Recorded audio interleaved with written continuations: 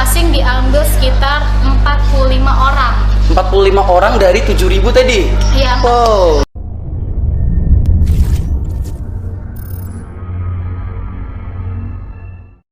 Halo guys, welcome back to my channel Dorangga. Podcastnya kita hari ini akan berbincang-bincang dan ngomong santai guys ya. Kita hari ini kedatangan teman aku ya guys, teman aku yang hari ini kita ingin sharing-sharing pengalaman mengenai kayak karirnya. Oke, siapakah dia? Tara, inilah teman kita. Biar semuanya tahu nih siapa nih namanya temennya. Kan kamu tadi udah sebut. Tadi kan ini barusan Ima, mungkin bisa perkenalan lebih. Mungkin ada yang penasaran mungkin sama Ima. Nggak perlu ya? Oke, cukup tahu aja namanya guys ya. Namanya itu Ima. Oke, di sini kita tuh temannya baru berapa bulan ya? Baru 4 bulan temanan kita. Jadi bukan teman yang bukan bestian ya, tapi teman baru. Teman ketemu di karir. Oke, ngomong-ngomong karir, sebelumnya tuh kita berdua ini lagi nih karir kita tuh di dunia pendidikan. Lagi ini di dunia pendidikan guys. Profesi kita sebagai seorang tenaga pendidik di salah satu sekolah di Kecamatan Huo. Oke, di mana itu di SMP Negeri 1 sebagai guru-guru muda bukan? Oke, selain ngajar di SMP tapi ngajar juga di MI. Berbicara karir nih Ima, mungkin aku bisa tanya nih, Ima tuh selama menjadi profesinya sebagai tenaga pendidik, mungkin ada kayak hal-hal kayak pengalaman-pengalaman yang bisa di-sharing ke teman-teman kita nih, kayak mungkin pernah ikut kegiatan apa, kalau belajar sekarang itu perubahan cara belajarnya bagaimana, mungkin bisa di-sharing ke teman-teman kita. Sedikit ya terkait tentang di dunia pendidikan ya, tentang pengalaman kan Ilham juga nih udah ngerasakan kan gimana pelatihan yang ada di dalam dunia pendidikan. Oh iya. Kebetulan SMP sama MI tempat saya ngabdi itu termasuk sekolah SDP ya. Oh ya, sekolah SDP ya. Di dalam naungan tambang ya, PT STM dan iya. Hanaka Foundation. Betul banget. Sebenarnya di sana sih kita dapat pengetahuan yang jauh lebih luas ya. Dari yang nggak tahu sampai yang tahu. Pelatihan menjadi guru itu ternyata nggak gampang. Ternyata bukan hanya sekedar masuk, kasih catatan ke siswa, jelaskan, kasih tugas dan sebagainya, itu enggak sebenarnya. Ternyata guru itu memang dituntut sebagai fasilitator gitu loh, enggak. Oh iya, betul sekali. Bukan guru gitu loh yang kasih informasi, tapi siswa yang harus dapat menyelesaikan masalah yang terdapat dalam dunia pendidikan. Tapi bisa dibilang kayak udah nggak berpusat ke guru ya, tapi udah berpusat ke siswa. Dan sekarang kan siswa yang harus lebih kreatif, inovatif, kan lebih dituntut siswa gitu. Di dalam pelatihan itu ternyata buat RPP itu nggak gampang gitu loh ya. Kan ada banyak nih pelatihan-pelatihan.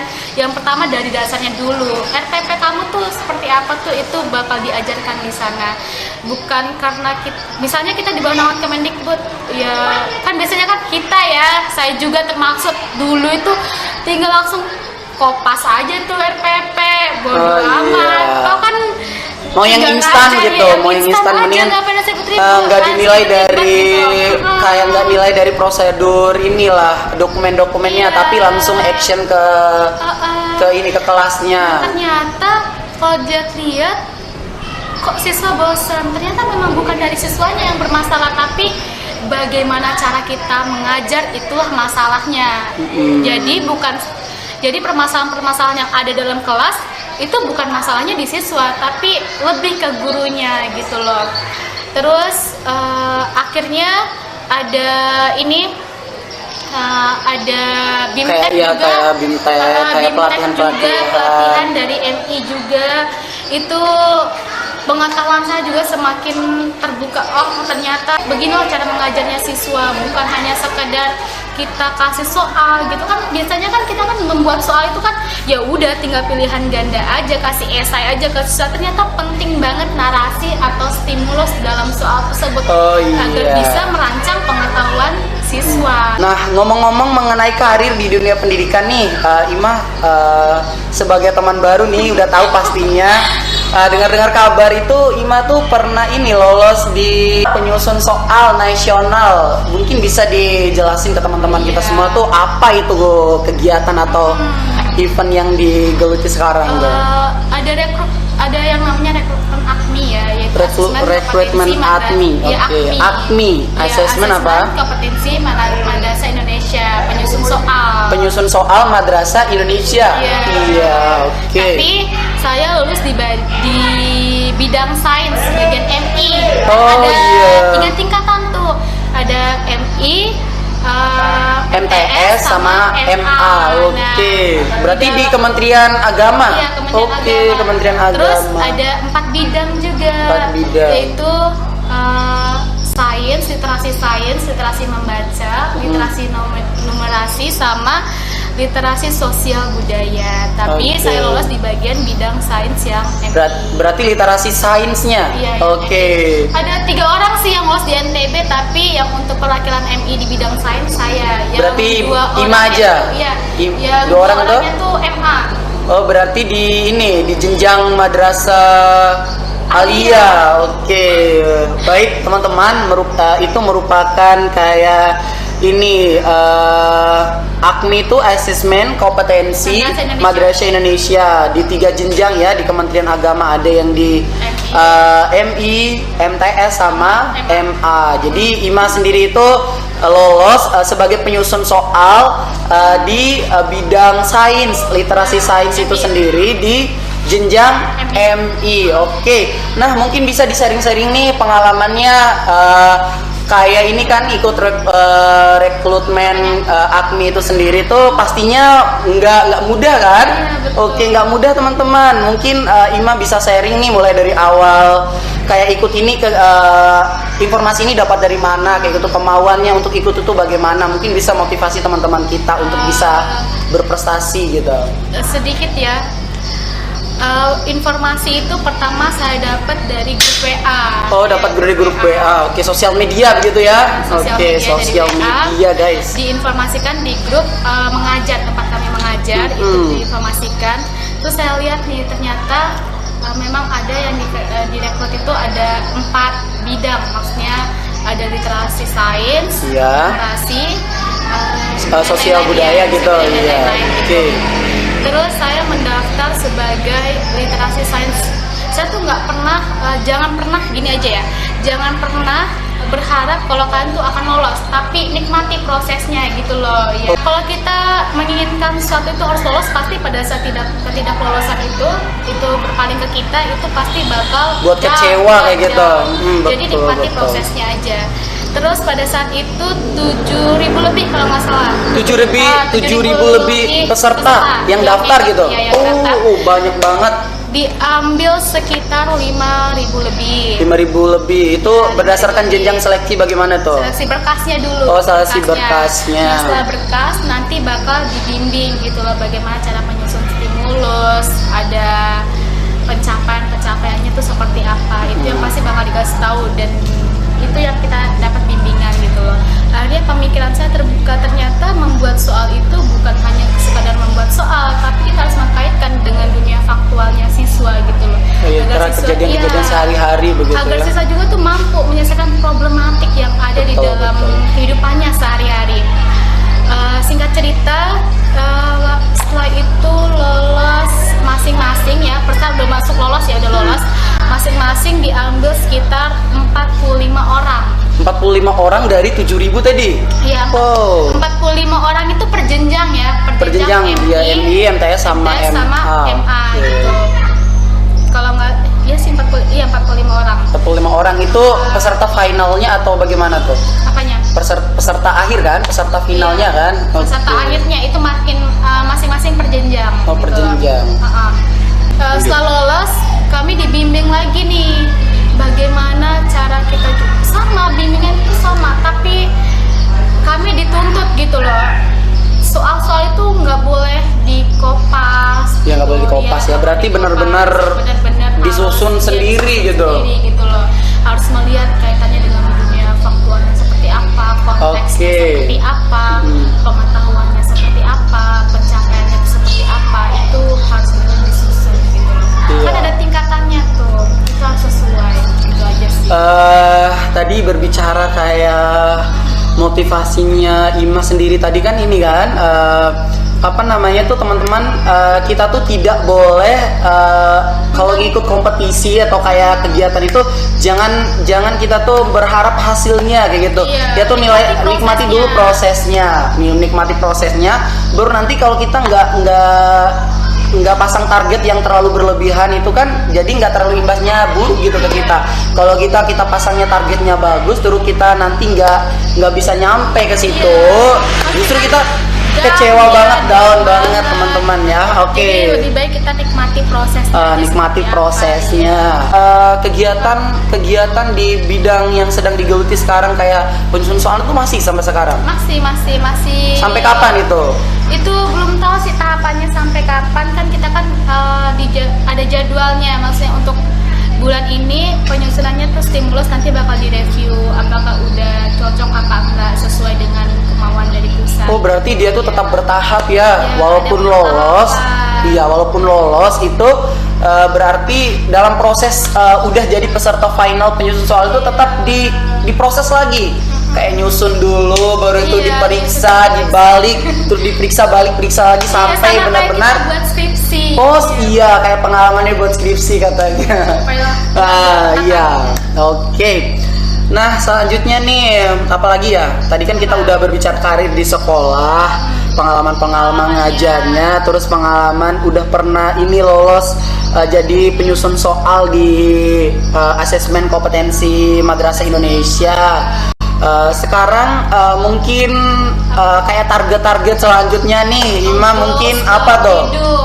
Goals dalam hidupnya mungkin bisa di sharing-sharing ke teman-temannya mungkin yang mungkin sekarang lagi direncanakan atau itu kayak daftar targetnya mungkin apa tuh ke Goals depannya, ya, goals dalam goalsnya. hidup. Sebenarnya untuk goals dalam hidup pasti banyak ya. Semua orang pasti Banyak, memiliki goals dalam hidupnya. Kalau betul, nggak betul. memiliki goals berarti ya nggak punya arah tujuan hidup mau dibawa kemana gitu loh. Jadi teman-teman tuh harus punya goals gitu ya.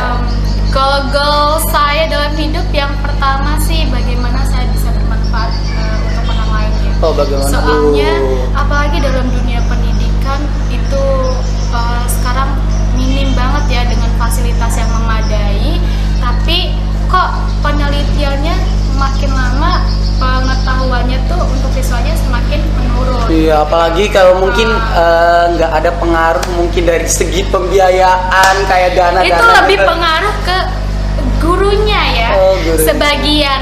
Sebagian dari gurunya. Yang penting kita tuh punya tujuan bermanfaat untuk orang banyak, itu Iya. aja dah. Udah pengaruh ke gurunya, pengaruh juga ke gadget. Oh, Sekarang kan iya. lagi musim-musimnya dunia internet nih.